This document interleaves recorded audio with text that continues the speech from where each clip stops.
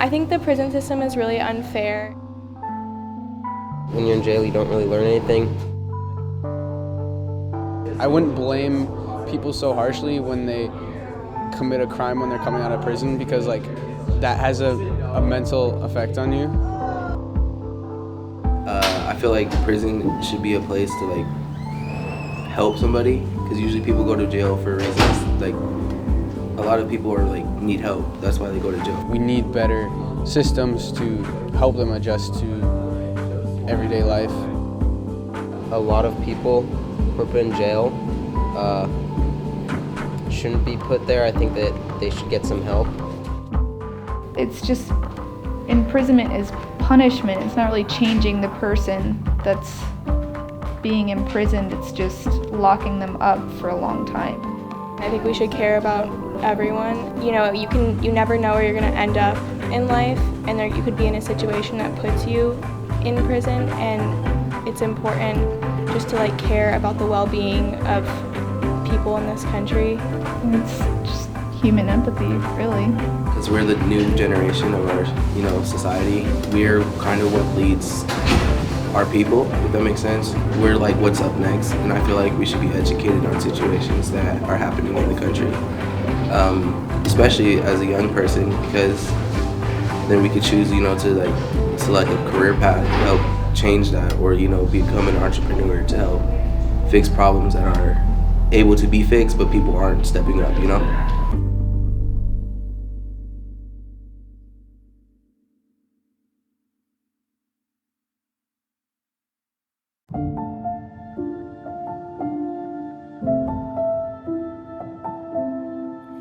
Since mandatory sentencing began in the mid-1980s, the United States prison system has seen a dramatic upswing in incarceration rates.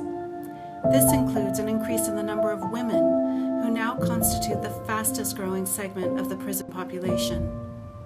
It is estimated that over 80% of these women are not only offenders, they are mothers, and most often it is their children who pay the highest price for their incarceration. Incarceration of a parent can be more traumatic to children than even a parent's death or divorce, and the damage it can cause puts them at higher risk for one day going to prison themselves.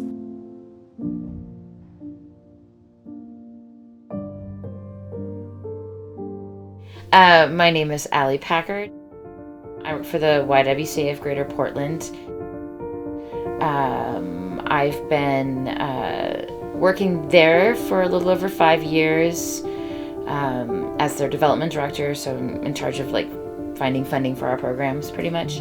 I think there's a lot of things that are unfair about the prison system. I think that sort of what publicly is put out there about what it does for society itself is this falsity.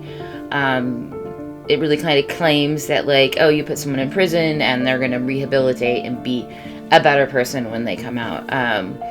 Unfortunately, the reality is that we put people in there and there are no programs and there are no opportunities really for them to sort of explore and learn and process what they've done in their life and really grow from it all to become a better person that can exist in society as we sort of all exist, Instead, it is a very penal place where it's a very about rules and about punishment and about, in many ways, making you feel less human than you really are.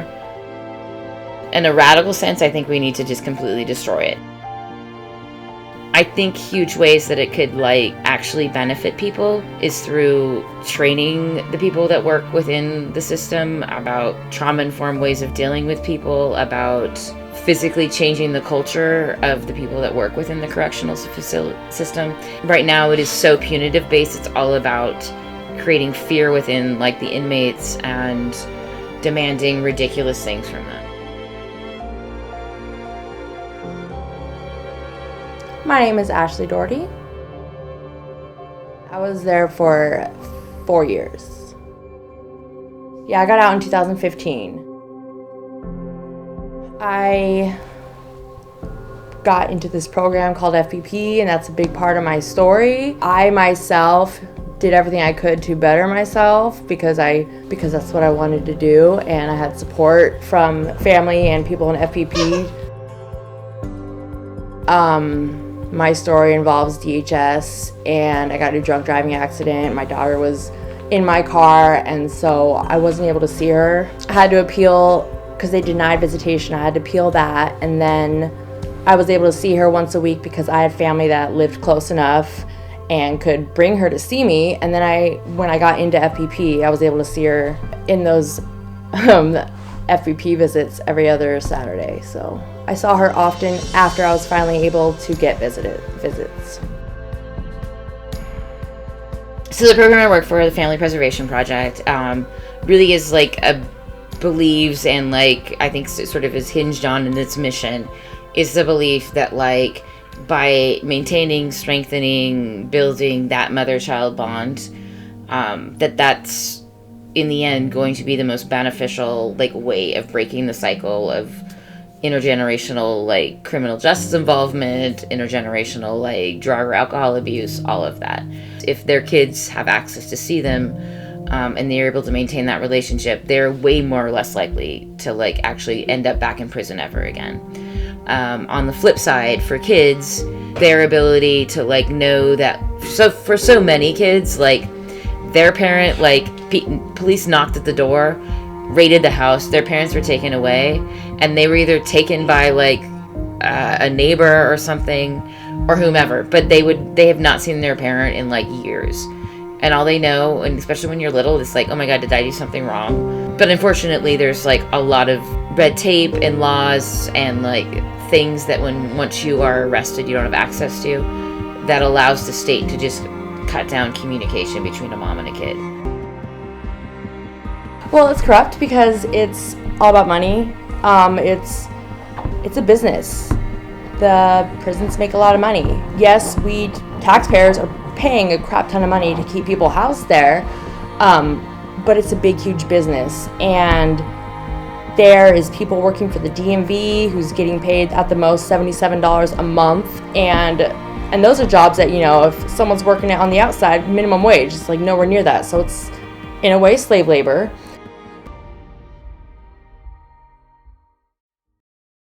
See, you're asking me about the corrupt things, and I just think that I was in there for 4 years, and so it was just normal. It just became normal for me. So honestly, I don't even know the things that I was living. I just got so used to it. I got so used to being looked down on, always being tense because I could just do one thing the wrong way and go to the hole. There's so many things that they're freaking really traumatizing people further. Especially for women who just statistically are more in prison for nonviolent crimes that have to do with abuse or addiction, and then they're sent to this place where they have to be, and they're not given the help or the resources or support or anything, and they're in this environment that is constantly, you're looked at like you're doing something wrong at all times of the day, no matter what, and that really starts to build on you. And so honestly, it's kind of funny because then I start to really think more about it, and I got institutionalized. So what could be wow, that was crazy, you went through that, and I'm just oh, that was weird, and that's not, what I mean? I just got so used to it. Speak for a few women that I know who's been there, that it's definitely not a place for healing. I am blessed that I was a part of the Family Preservation Project, and I got some help in my own healing and for my family, because lots of people aren't.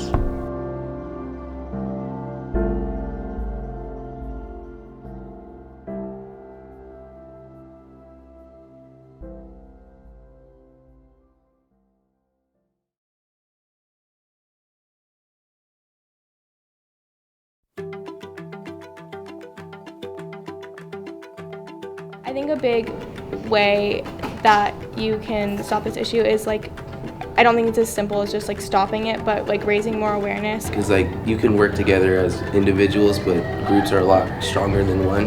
I think that the best thing that we can do on a regular basis is just, for myself, I like to share my experiences.